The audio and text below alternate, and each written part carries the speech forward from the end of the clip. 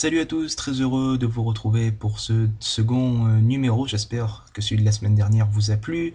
Je vous emmène cette fois-ci à la 17e édition. On était à Houston.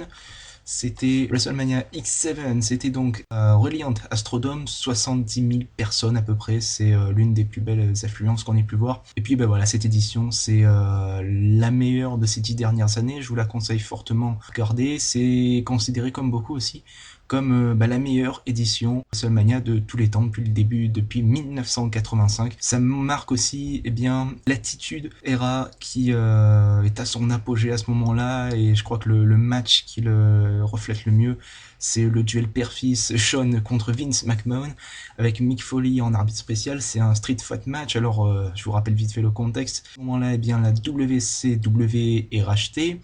Vince pense avoir fait l'affaire du siècle, sauf que voilà, le fils Shawn l'a racheté en son nom, et donc à ce moment-là, il se présente à WrestleMania en tant que président de la WCW, et donc c'est un match qui va durer 15 minutes, mais c'est 15 minutes de grand n'importe quoi. Ouais, il faut bien le dire, c'est 15 minutes de grand n'importe quoi. On a Trish Stratus qui débarque, on a évidemment Linda McMahon assis dans un fauteuil, un véritable aigu, mais qui va nous offrir une fin complètement spectaculaire, puisque alors que Vince est sur le point d'écraser à coups de poubelle la tête de son fils, Linda se réveille, fout un petit coup de pied là où vous savez, et puis la fin de match, voilà, c'est évidemment le dropkick de Shawn du haut de la troisième corde avec tout ça qui atterrit dans la tête de son père via une poubelle. Alors ça fait du bruit, ça fait des dégâts, ça y a pas à dire. Voilà, c'est un match vraiment que je vous conseille.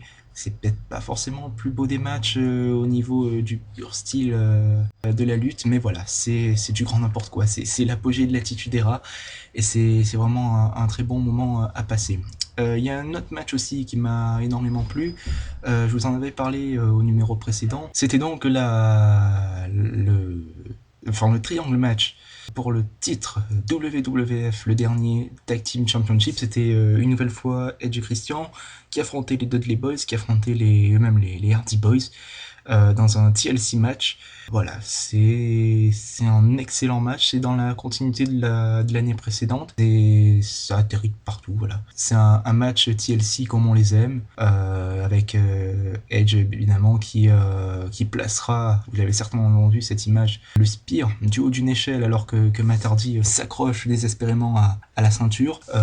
Voilà, c'était un excellent match, ça dure 16 minutes, et c'est à recommander, hein, vraiment, ça fait partie du top 3. Autre match que je vous recommande, évidemment, c'est le match hardcore, c'est un triple threat là aussi, c'est Kane face au Big Show face à Raven. Autant dire que vous allez découvrir tout l'envers du Reliant Astrodome.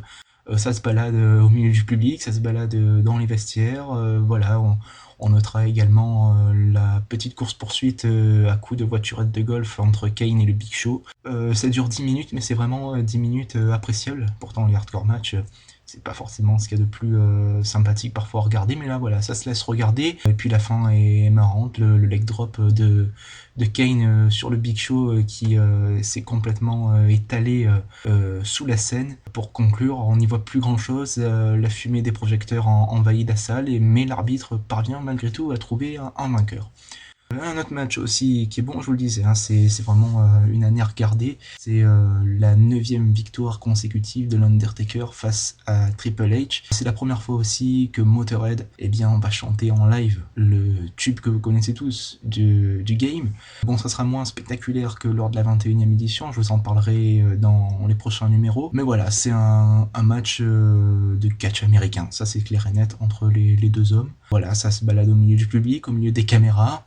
Et puis, la fin, même si les deux hommes sont ensemble, est plutôt bonne. Bon, on est malgré tout dans le style des deux hommes, c'est-à-dire qu'on retrouve quelques temps morts qui sont justifiés, mais qui sont parfois un peu exagérés. Puis la fin, voilà, on termine par le last ride de l'Undertaker. Et une victoire de plus pour le Deadman qui, à ce moment-là, est dans sa période roll-in et débarque drapeau américain à la main et sur sa belle moto. Voilà, c'était la période un petit peu spéciale du Taker, mais le match est regardable. Et donc on va passer au main event, l'opposition entre Steve Austin et The Rock, un match sans disqualification annoncé par Howard Finkel en début de rencontre. Alors forcément ça ne peut nous offrir que du bon, c'est 30 minutes d'excellents catch.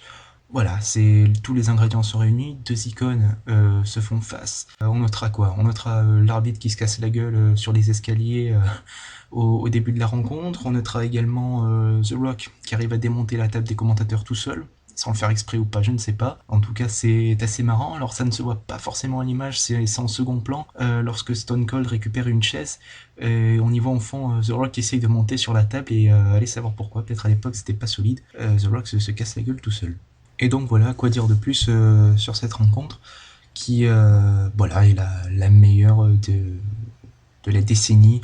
Et donc voilà, j'espère vous retrouver la semaine prochaine. On partira du côté de la 18e et 19e édition. J'ai décidé de faire un duo parce que, bon, c'est deux éditions qui ont été sympathiques, mais qui ont marqué la fin complète de l'ère Attitude. Et donc, bon, sont un petit peu moins sympathiques que les deux autres, on va dire. Donc c'est pour ça que j'ai décidé de les regrouper, mais j'essaierai vraiment de vous faire une nouvelle fois une analyse complète sur les deux éditions. Voilà, numéro 2 terminé, à la semaine prochaine.